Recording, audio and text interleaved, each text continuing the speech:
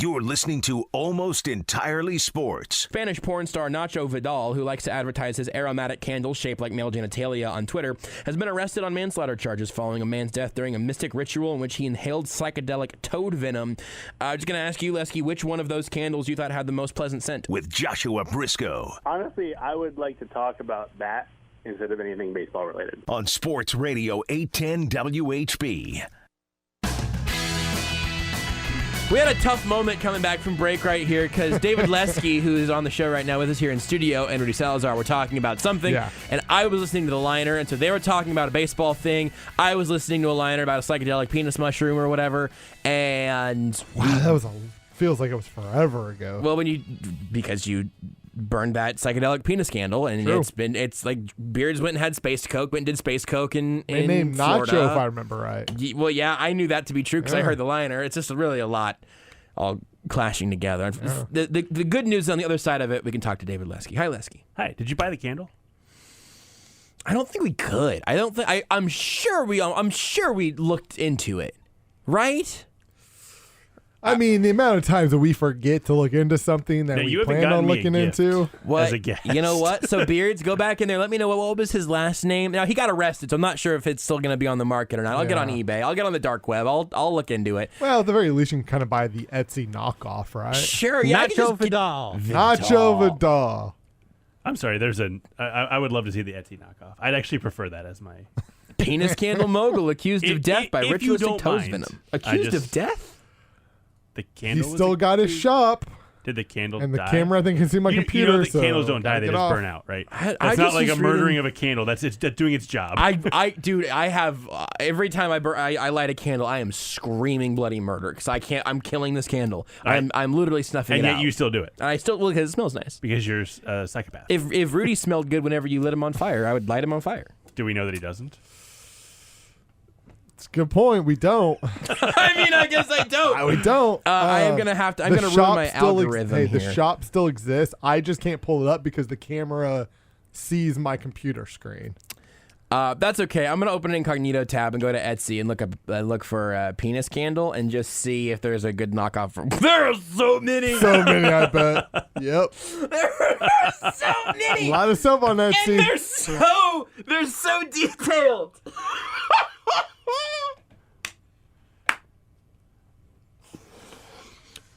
Well, I gotta go. How much candle are you looking for here, Lesky? It's really important. Oh, some of them are worse than others, believe it or not. I don't know how to answer that question. That's probably for the best. Get you a violation. They're all worse when they're lit, by the way. Oh. They're all worse. The camera's in front of me, right? Yeah.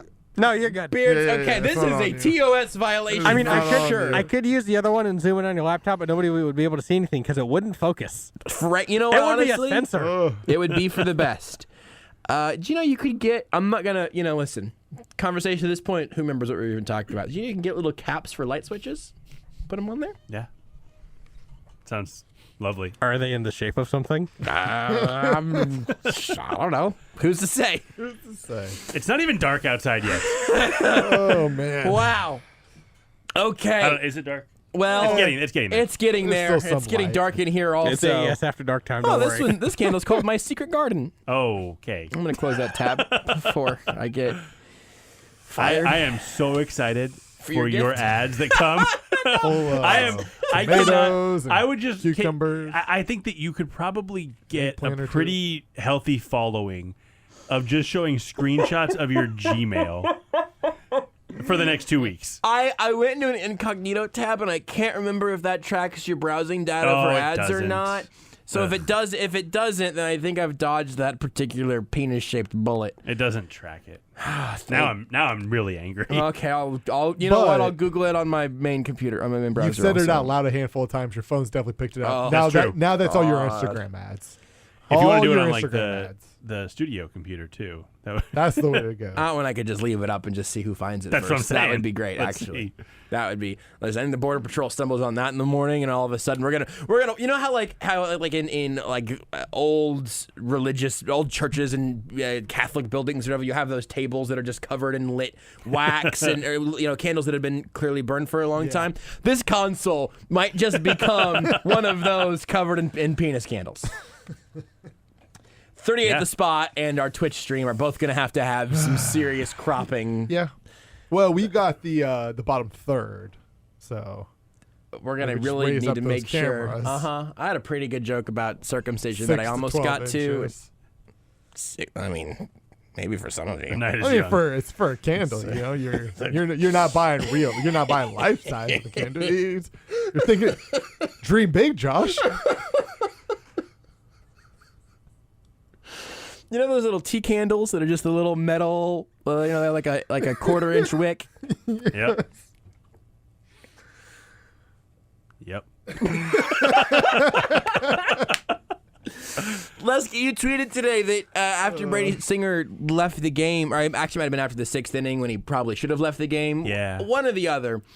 You tweeted that you've never done the show immediately following a good Brady Singer We start. always talk after Brady Singer starts. And this is even weird because we usually talk on Thursdays and it just ended up being Yeah. a Wednesday. It didn't matter. We got a Brady Singer start. Yeah. And it he was great. He was fantastic. And then they brought in their best reliever Yeah. and he blew it. Whit Merrifield thinks he's the best reliever in the league. He's wrong. But he you know, thinks that. he tweeted that he's an all-star. He might have been an all-star first half of the year. I guess. You could argue that, Look, whatever. I love Scott Barlow. Yeah. He's been really good this year. But it he wasn't was today. not 'cause really good today. He knew you were coming in. Yeah. Well, he wanted to give us I'm going the to move the snowman so I can look directly at Lesky without Just looking look through at my eyes. looking through a snowman. He It's a weird show. he wanted us to have more to talk because look, we don't know how to talk about a good game. That's true at this point. I really want to go back and look at the days that we have talked after a day game to see if they've won any of them. Maybe in that first couple weeks, but I feel like Maybe. not. But- Definitely not lately, though, for sure. Yeah, Well, we it's talked on been- opening day. It's been a while So they won that for sure. Because I remember rushing home. because And the first inning took over and Right. it was right at an the hour. game started at essentially. 3 yeah. and ended at 2 in the morning. Yep. And we talked at about 3:30 in the morning. Yeah. You're right, though, because I honestly, it's kind of at a point now where the losses are at least sort of familiar, even whenever they're happening in weird different ways for weird different reasons. A win Yeah. right now is basically useless. Really, I guess sort of every game is sort of useless, and the results are useless. The individual Arby's. performances No, aren't. we're not eating Right? Arby's. Eat Arby's. Absolutely. We talked Yeah. about food a lot tonight. I'm still pretty hungry. I needed my halftime donut. I forgot to go get. There are Oh donuts in yeah, the we break were room. gonna do a So, halftime. I was gonna have a halftime donut. Forgot about it. So I don't know. Did anything for you specific to today? Because we did have a day game. Let's talk about Brady Singer being good. Let's Yeah. start there. What did you think of his start before it all got a little sketchy in the 7th? I thought he did a really nice job of. I mean, we talk about this all the time. It's change eye level, change timing. Eye level timing. That's literally all pitching is, right? I mean, it's very hard and very easy, and very simple and very difficult. Maybe is a better way to put that. Yeah. Especially with the candle talk. Yeah, And that's a good anyway, waxy. Yeah. I don't know what that means. I don't know feel like either. saying waxy. He did a really good job of that today, and he made a couple mistakes. Can you imagine blowing out that? Go ahead. Never mind, don't worry about No, I'm not going to do that. He made a couple mistakes that the Reds didn't capitalize on, which is good news. I mean, the Reds are a good offensive team. Look, you're not going to go through. I mean, some pitchers will occasionally, but for the most part, you're not going to go through a game and look at every pitch and say every single pitch was exactly perfect. Immaculate. Yeah. Every game, even you look at some of the best pitch games ever. You look at Kerry Wood's 20 strikeout game. Randy Johnson's perfect game. There was a pitch that you go, ooh, if he had swung at that. Yeah, changes it all. Absolutely. And so, whatever, that's fine. I think he did a really good job. There's still the issue. He doesn't have a third pitch. And sometimes it doesn't hurt him, like today, because he's got good enough stuff that when he's on, he doesn't need it. And sometimes it does hurt him, like every other time he's pitched before we've spoken. So he was good today. Yeah. He was sharp. I thought he was efficient. There were a couple times I thought he was about to implode, and he didn't, which is great. Yeah, he took the ball off his hand, and then immediately, I think it was the next batter or 2 batters later, he hit the guy. Yeah, and I thought, And you here we go. Oh, God, here it goes again. But no, he got out. I don't remember exactly the scenario, but he got out of it, and it was an encouraging outing. Yeah. And I think they've had kind of some training wheels on him lately because of his shoulder. And he's not going to pitch now for at least 8 days. I imagine more. I don't think he's going to pitch the first game out of the break. So they let him go, and I was fine. That was a good decision. I didn't love the 7th. I thought, if you're going to start, I hate the idea of he's pitching until somebody gets on. I hate it. Yeah. I absolutely hate it Yeah. because all you're doing is the best case scenario is obviously a 1-2-3 inning, whatever, nobody cares, but you are setting your reliever up for failure every single time, and it bothers me. And the only time I'm okay with, hey, we're leaving the starter in for one batter is if it's like a lefty-lefty matchup and you can't specialize anymore because of the 3-batter rule. Sure. So like that I'm cool with, but you would still have an out planned regardless of what happened with that next batter. Exactly. Yeah. It's hey, he's going to face, if it was Mike Minor, he's going to face Tyler Naquin, and that's it. Okay, cool, perfect. But they had Singer and he faced who was it? It was the catcher. Barnhart. Barnhart. Yeah, Barnhart. Yeah, Barnhart. And he lined a single, and then he was out of the game. It's like, well, you left him in to face the guy without the platoon advantage. Yeah. He doesn't have a pitch for lefties, so what? Right. What is the logic? I don't get it. But I mean, we were talking about. I was copying your notes from class on Baseball Tonight yesterday. We talked to Max Reaper about some of this with leaving Mike Minor in to then give up the home run to deep drive to the left from Nick Castellanos. It's sorry for eulogizing during Castellanos at bat. We should all know better by now. Where you had tweeted right before that, you're like, I don't know that I like letting Minor go through the 3-4-5 for a third time. Like that's something that makes me a little bit nervous. And then one pitch later, it was literally the first pitch. Literally the first pitch, mid eulogy, and Minor said afterwards he was like took a pitch off and didn't think that he would be aggressive there, even though Nick Castellanos, I've now learned, is a very aggressive first pitch swinger. Mm-hmm. That kind of stuff. You're not just being reactionary to this. There is actually some forethought that goes into this that I would like to see the Royals be better at, I guess. Well, and what I hated, to get into the Matheny side of it, if he had said after the game, hey, like I wrote this, look, our bullpen is dog tired. Yes. Yep. I know that there's risks, but Minor was pitching well, and we had to try to get another inning. Kyle Zimmer's arm we're running out of duct tape. Yep. And so we gotta save him as much as we can. All that. And look, I understand, and it didn't work out, and that's on me. Blah blah blah. Okay. But then it's he said, reasonable. That is reasonable logic. Yes, because you've got a whole team to think about. Yep. But he said, I liked the way he threw in the 6th inning to the number 9 hitter, the leadoff hitter who wasn't leading off when the lineup was put out because he went in there when India was scratched, and a number 2 hitter who's really good until he faces a lefty when he basically becomes Jorge Soler. Okay, cool. You got those 3 out. You would hope Congrats. he would look good against those 3 guys. If he didn't, that would be a problem. And then, so who's he up against? It's Nick Castellanos, lefty-righty matchup. Mm-hmm. Tyler Stevenson, another lefty-righty matchup. And Joey Votto, who isn't great anymore, but, he's one of the best of all time. People might argue that, but I think he's one of the best of all time. And I'm not saying top 10, but he's up there. They showed his numbers like just in Reds history, and you see all the numbers, like all the players that they've had in their history. He's right up there with all those guys. He's with a bunch of Hall of Famers. I personally think Votto's a Hall of Famer. Yeah, that's a tough trio to face. He's played on some time. really bad Reds teams for a large part of his career. Just for your reference point, you would have to say something so wild about basically any player who has not played for the Royals in the last 10 years for me to fight you on it.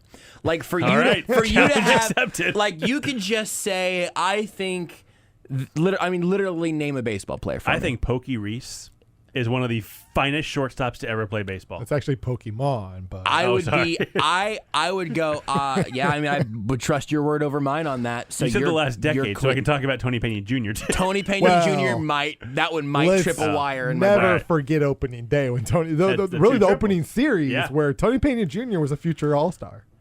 How do you guys? What? Because I remember Dice. That's when Dice K also made his major league debut against the Royals. Debut too. Yeah. Okay. All right. I remember that. 2007. Good times. Yeah. Defer to both of you on 2007 Royals. The opening series against the Red Sox was great. The rest of the year was.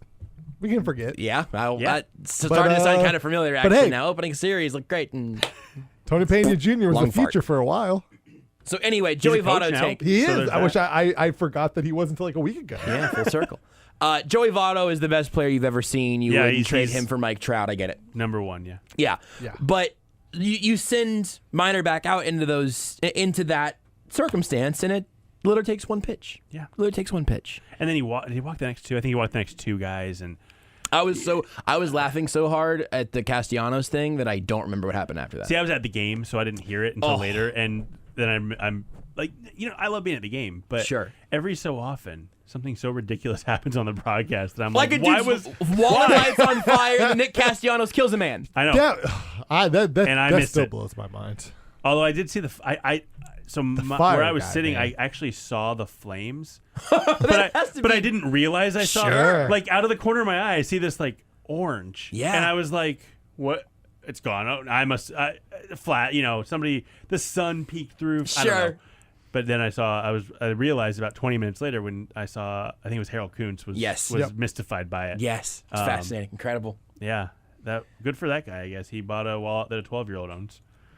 Listen, got him on TV. He might be the coolest guy in Kansas City right now, if we're being honest. Like, certainly the coolest guy wearing a Royals uniform. That's fair. That's fair. Probably true. So I thought the Minor thing was interesting because there was the preemptive logic behind it, and like the stuff about the 9, 1, and 2 of being your 9 hitter, a guy who he was originally a 9 pinch hitting and was a 9 hitter, whatever we had for India, and then up against an excellent player who turns into Jorge Soler in this circumstance. Like, that's something that I would pay no mind to casually watching the game. Yeah. That I would hope the Royals were paying some mind to. Yes, that's sort of my frustration. I wonder if we're gonna want to. I wonder if listen, Leslie. I don't know if I'm gonna go and run this by you. We were very delicate whenever I talked to Max yesterday. We tiptoed around this really carefully. We're very, very careful about it. But are we talking about firings? Do you think Cal Eldred is the best pitching coach you've ever seen? Much like Joey Votto's the best baseball player you've ever seen. Cal Eldred is the finest molder of pitchers in the history of people named Cal Eldred. Number one, hands down. Start Googling, Rudy. Let's see if there's a junior. Or does he have a junior? His somewhere? son is in the Royals organization, so he might not. But he's not Cal. Oh, okay. It's not a Cal Eldred Jr. Okay. Brad? Biff? I don't know. Biff? I hope a man named Cal named his son Biff. It's ridiculous. That'd be great. What do you think the chances are? We've talked about Cal Eldred a million times. Max and I really were like, every single time we were like, we don't really know what a pitching coach really does. Like, we don't want to just fire a guy, We seriously went through that. And it was on like the fourth pass that I just interrupted Max. Max, we have been, because I was doing it too. We have both been so careful to not just say, boy, howdy, Cal Eldred cannot be very good at his job, given the evidence that we currently have. So with that softening already well established, what do you think the chances are that something happens during the break? Well, look, we don't know what impact the pitching coach has. It's so hard to say because you know what kind of talent is he working with, and maybe he's actually great at his job. You know what? And you never want anybody to get fired. I'm okay. You never want anybody to lose their job. It doesn't bother me, honestly. Yeah, I don't feel too much remorse for a Edward Olivares has sort of lost his job 9 times this year and has been pretty good at it. Yeah, and he's been So better than Cal Eldred has at his job. If you're I think Cal is 10-year big leaguer, so he at his current job. Well, but still, he's got it. He's fine. He's fine. He'll be fine. Yeah. And he would have another job in baseball, right? And like this is not like he's not gonna. He would have a job next year. Maybe he's not a pitching coach. He's in the front office somewhere. He's working in baseball. I think, you were joking. We don't know what kind of talent. It's all about the talent. I've said this before. The 18 and 19 teams. Okay, totally. I wasn't a huge fan of Cal Eldred, but you look at the talent on those rosters. You're like, all right, I'm gonna look. I don't know who. I believe I've said to you. I don't think the '90s Leo Mazzoni could have made the 18 and 19 staff passable. Even right. This staff, they've got Brady Singer, first-round pick, Mike Minor, Cy Young vote receiver 2 years ago. That seems really weird, but he finished 9th, I think. But he did. Danny Duffy, who has had a good year and has been an average or better big league pitcher since like 2013 when he came back from Tommy John. Also, theoretically, the guy that would need the least sort of molding. Yeah. Brad Keller, who has had a fantastic 3-year start to his career and is the one who's compared the most to Cal Eldred which you don't hear those comparisons anymore. No, those have stopped. Bizarre, right? Weird, very Chris strange. Bubich, first-round pick. Yep. Daniel Lynch, first-round pick. Jackson Coar, first-round pick. So, and then you look at the bullpen. Josh Staumont, there was 100 with a great curve. Now, I think he's had some issue. I think there's some injury and maybe some COVID stuff that's hurt him. Scott Barlow, good year. He's the feather in anybody's cap. Yep. Jake Brent has developed. Good year. Mm-hmm. But, I mean, Greg Holland had an ERA under 2 last year. You know, you've got – this is not a staff lacking talent. Right. And who has been good enough? Duffy, though he's hurt, or he has been hurt. Barlow, Brent, Zimmer has I mean, you're talking about an inning at a time for these guys. When the only feathers in your cap are relievers, I don't know. Brady Singer, I think today was a great start, but I think he's taking a step back. Bubich has taken a big step back. Lynch and Coar, I don't think there's no steps back they could take when they come back. Literally unplayable. They became literally unplayable. If they take another step back, they will fall into the waxy candled residue of the earth. I mean, there are... They could package the two of them and Jorge Soler for $75 of the dead. Those fountains in the outfield, that's not water. It's wax. It's wax from the candles. And that's where they will be if they take a step. And that's right. So you can say, well, we don't know what kind of talent. We know what kind of talent he's working with. Yeah. And they aren't cutting it. They walk too many guys. They give up too many hits with 2 strikes. They make too many mistakes down the middle of the plate. It's just it's getting worse as the season goes on. It's not. I mean, I looked it up a while ago, and this may have changed, so I could be off here. But through like mid-May, they were actually doing pretty well about keeping the ball out of the middle. The pitching staff was not bad, and then it just started to deteriorate, and everybody is getting worse. It's not the sticky stuff. It happened before that. Yeah. And most of the Royals pitchers, they didn't really have. I was looking at it every day, every game, every day, not every day. There's that. This has been a lot this segment. It's something. There's a lot going on. And there's a deep drop left in the field. This might be the last time I have these headphones on. I'd like to apologize to whoever is signing these checks and nobody else really. Just really the check signers. And also, thank you for writing the checks. I don't even know what I was saying anymore. But every game, every day. Every day it gets worse. Yeah. At some point, you've got to say, what information are they being given? I don't expect Brady Singer to be poring over the stats. If he Bubich is a guy I think who does that. That's great for him. Lynch is another guy who does that. Brady Singer, I don't think he's spending a ton of time looking at Baseball Savant. He's working on his uppercut because next time it rains, he's ready to go. He's all set, ready to go. But somebody should be doing that. Yeah. And providing, I don't need the pitchers to be doing that. It's if they want to, great. But somebody needs to be, and somebody needs to understand how to present that information. And I think JJ Piccolo mentioned this a couple weeks ago on a podcast I was listening to. Might have been Baseball America. I don't know. Talking about how it's not as much about what the information is; it's about the presentation of it. And I don't think they're presenting the information right. Yeah. Maybe it's right for somebody, but not for everybody. And I don't know. And then there are other things we've talked about so many times, like Chris Bubich struggled in spring training, went to the alternate site, found it away from this staff. Came to the big leagues, was really good, and now has lost it and can't find it again. Brad Keller can't find it. Yeah. Can't keep doing the same thing, expect different results. It's just this, I don't know, this constant struggle. And I think about Brady Singer again. The guy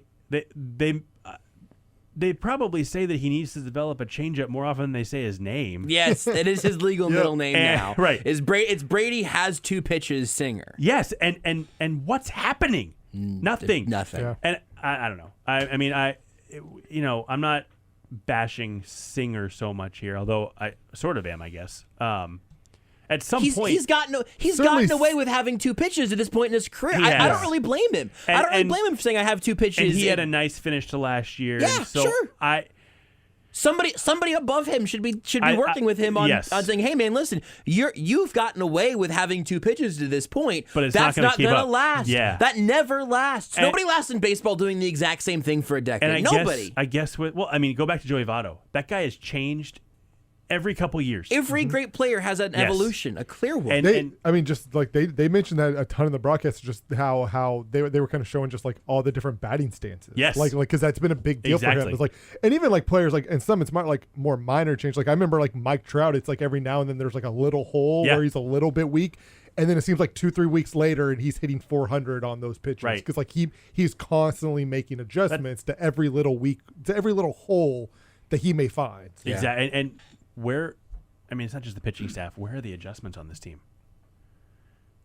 They just don't happen. They just keep doing the same things. I was hoping you weren't going to wait for me to give you an actual answer because I could not come up with one. Can you please, in detail, roughly 10 pages of spoken word. I can do that. Would you like it to rhyme? Does it need to be rhyming? You say spoken word. I think iambic pentameter would be great. I can do that. But whatever you can muster up. We'll see at this point. I should have asked. You should have asked before the candle talk. Let's take our break because I don't want to run out of time. But I have one more Cal Eldred thing that I want to run by you that is in some ways a variant of every Cal Eldred conversation we've ever had.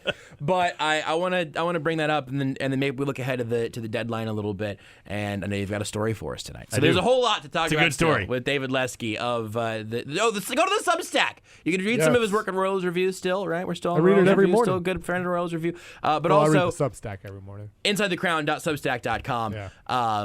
I have even read it during some of these dark stretches, and I very much appreciate it. I would like to say, if you subscribe, InsideTheCrown.substack.com. InsideTheCrown.substack.com. Joshua Briscoe will come to your house and give you a hug. He will buy you a candle. I will buy. You can if you subscribe. You know what? I'm gonna just twist it just a tiny bit. Right now, this stanky old newsletter is still completely free to subscribe to right now. InsideTheCrown.substack.com.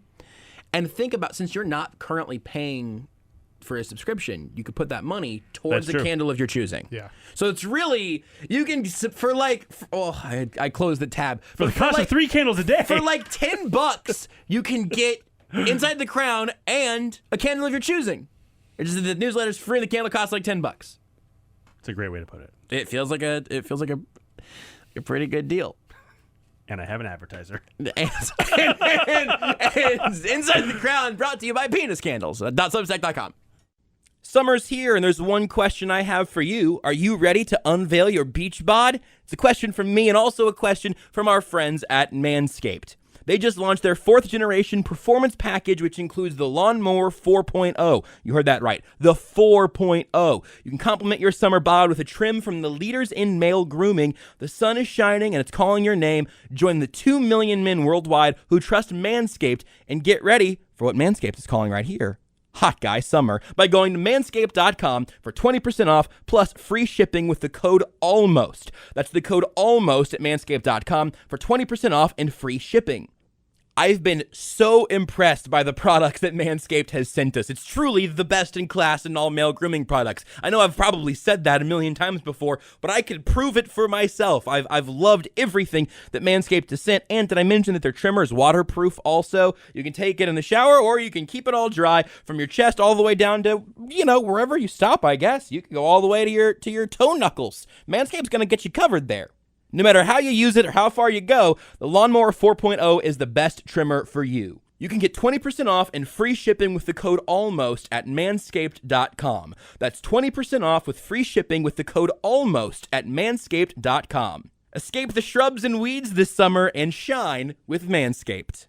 This is Almost Entirely Sports with Joshua Briscoe. Everything that comes out of Keller's hand is hard. On Sports Radio 810 WHB. David Lesky of Inside the Crown still with us here. You can subscribe to the Substack, InsideTheCrown.substack.com. You can also follow him on Twitter at DBLesky. I wanted to run one more Cal Eldred thing by you, and then we'll talk about something else. Hit me with it. This is my promise.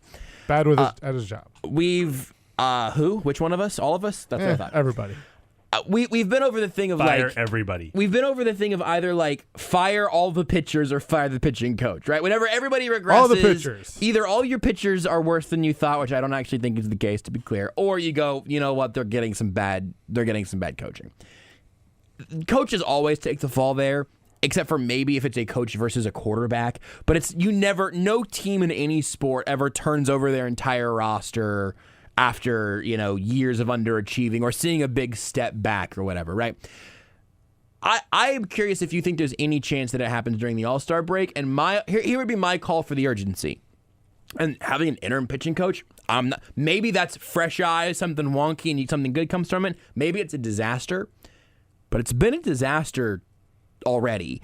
And whenever you're talking about Lynch and Kowar and Singer and to some extent Keller, I don't want them to keep being molded by a pitching coach that I don't think anyone here believes in. Yeah. Like, that is a really rough sell for me. So I don't know. What do you make of that? No, do you think that's fair? And I was almost Saran on Friday, and he mentioned that Curtis thought there would be some firings over the break. And I was like, yeah, you know what? Yeah, I think so. Because Curtis is really, he can coerce you into an opinion. He can. Curtis is smart. He is. He's a tricky man. He is. And Curtis. Also just very mean. He's listening. I do too. I'm afraid my phone's going to buzz. I'm less confident of that the farther away we get. Now, yeah. I will say that Friday also, Dayton Moore huddled with reporters, and he talked about how he's very happy with the job they've done. And as soon as I saw that, I was like, I feel like the day before he fired Trey Hillman, he said something about that. And so I'm not proud of this, but I spent a long time trying to find that quote. It was like 2 hours, and I wasn't like on the computer like frantically. I was on my phone. My wife and I were eating dinner, and I was like, nothing. Just nothing on it. I'm trying to find a quote from Dayton Moore about Trey Hillman. And it's 10 years ago. It's hard to find stuff from 2010.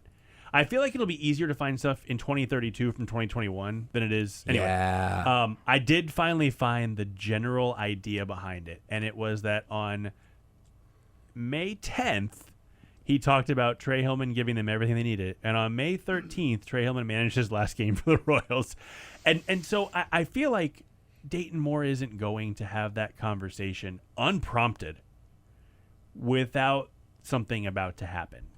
I think that there's a conversation to be had about Terry Bradshaw as well. I have less ire toward him because of I don't think there's not as much talent in the lineup. You've been missing Mondesi the entire season for the most part.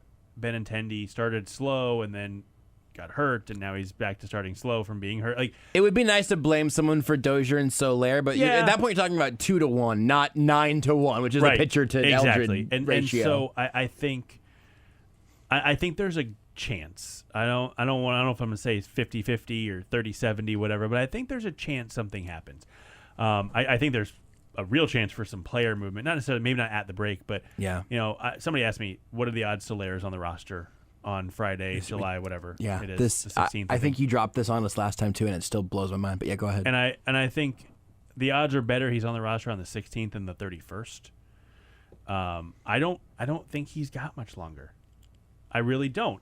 So I think at some point things are gonna the tumbleweed's about to tumble. I don't know if it's gonna be on Sunday night or Wednesday or whatever, but I think something's gonna happen. I don't know what it is, but something's gonna happen. The Soler thing, in again yesterday when we talked to Max, he gave some examples of this not being a tremendous outlier, but like 2 years ago, he was breaking franchise home run records. Yeah, we talk about the contract year being, and then he could end up being DFA'd. Max kind of went through a few guys in recent years where that sort of happened, so I'll allow that, I guess. The crazy thing was, like, we talked about the contract year being undefeated, and it's taking an L with Jorge Soler. Yeah. Oh yeah. Like, if he would have signed an extension, or if he would have gotten moved or whatever, there was a ton of money waiting there for him, and now he has fallen so far that. We need to have I mean, we don't have to, I guess, but we should have a serious conversation in November of should the Royals give him a minor league deal?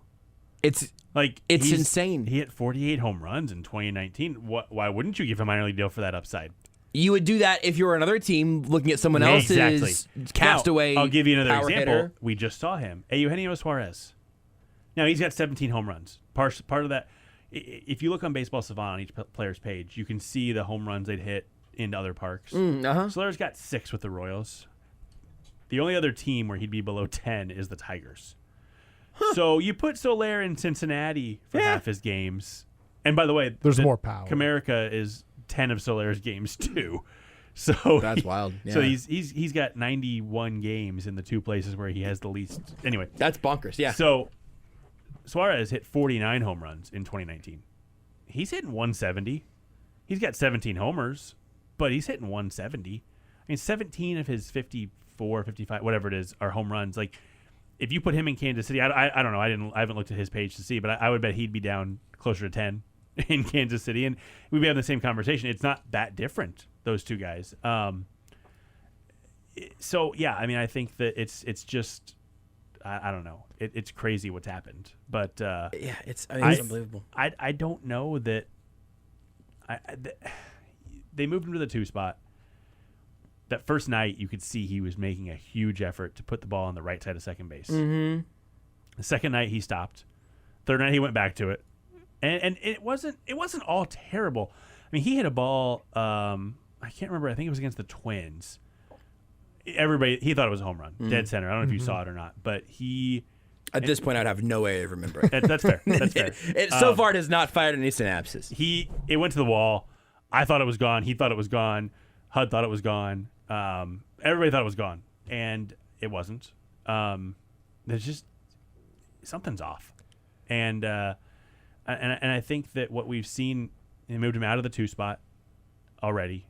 He sat a couple games. I mean, this is the beginning of the end, and whether the end is Monday or a week from Monday, I think that they've been trying to get him going to say, hey, look, you can get this for a brand new bag of baseballs. Hit a home run and let us trade you tomorrow. Right. Yeah, but go 3 for 4 just one time. And he's hit the ball hard a little bit, I guess. But I mean, that double on Monday was a good one. Then he sat yesterday, and then today he almost hit a double play, but it almost got Ryan O'Hearn decapitated.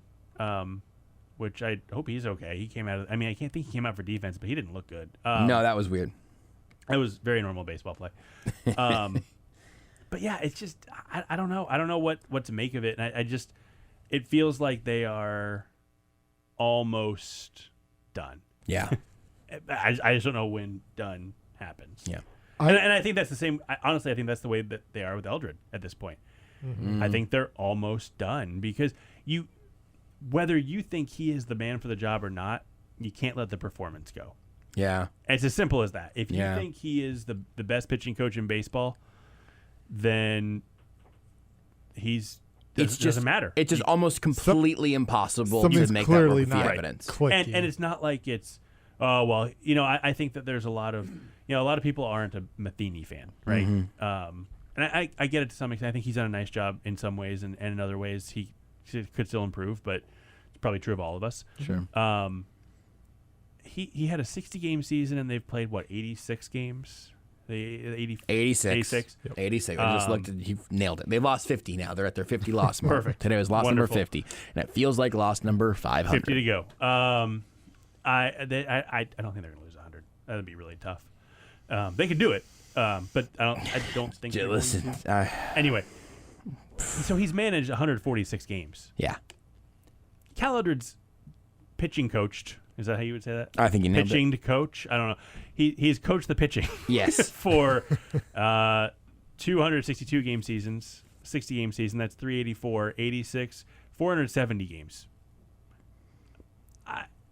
That's a lot more than 146. And it's getting worse. And this is the worst that it's been. It's 4 years versus not even a full 162. Yeah. So, and Terry Bradshaw's in that same boat. He was. Did he come in 2018? I can't remember. I don't remember either. I still think it's weird that he change sports, but well, look. When you've accomplished everything that he had, it was he'd accomplished. He won Super Bowls. He'd been a broadcaster, and now it was time to help Jorge Soler break the Royals and he team did it. run record. And he did it. And then he broke Jorge Soler. Yes, he's accomplished everything. Yeah. 2018 seasons. Okay, so they're both. Yes. I mean, at some point you go, okay, it's been 4 years and nothing's gotten better on both sides.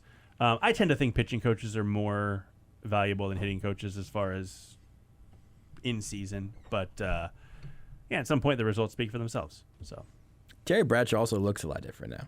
He does, yes, shorter. What do you give me a couple quickies here of guys you think could move ahead of the deadline that you think would make a lot of sense? Like, and they're I was gonna say not maybe their best player for like a great prospect, thinking like I don't know who that would be, but Michael A. Taylor's gotten a little bit of buzz. It seems like his name has come up a few times. Yeah. Andrew Benintendi's a super interesting one to me. I don't know. Maybe a team thinks they could put Danny Duffy in the bullpen and get something out of him.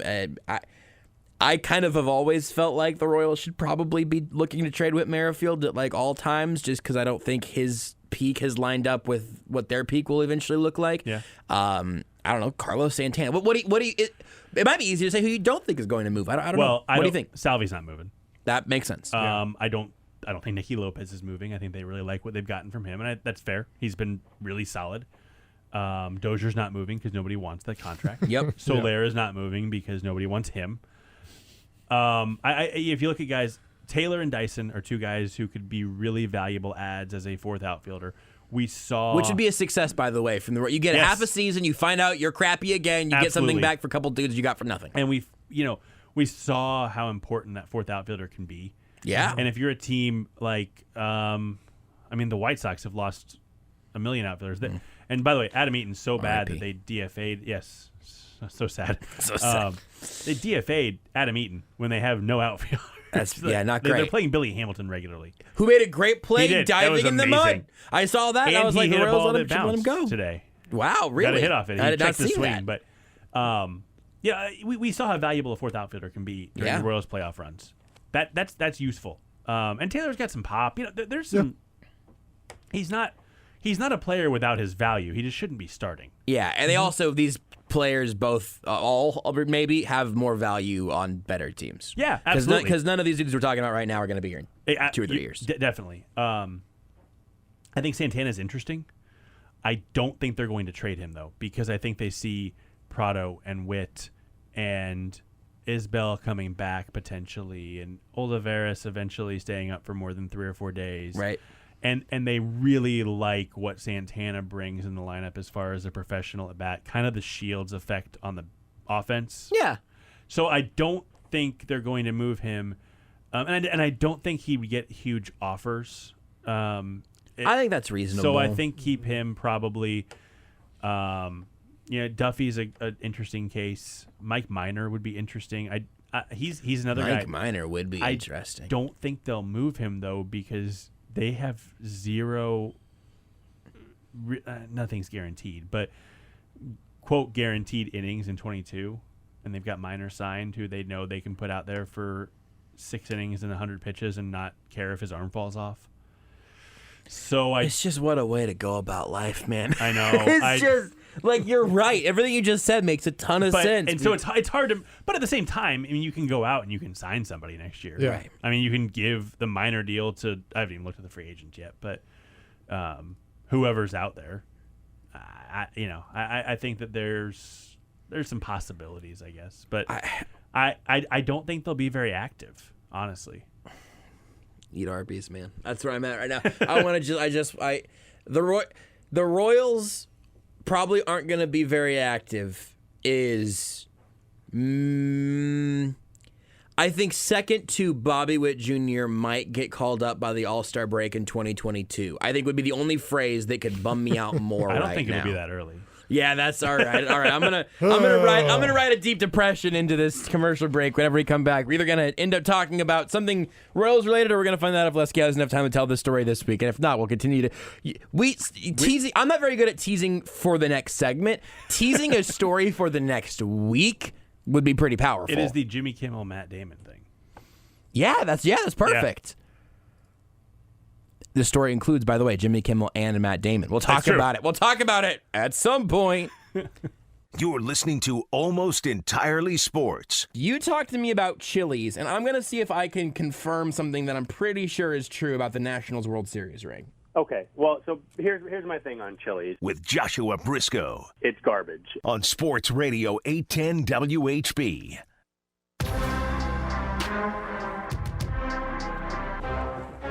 Little news for you here tonight. The Tampa Bay Lightning just won their second consecutive Stanley Cup.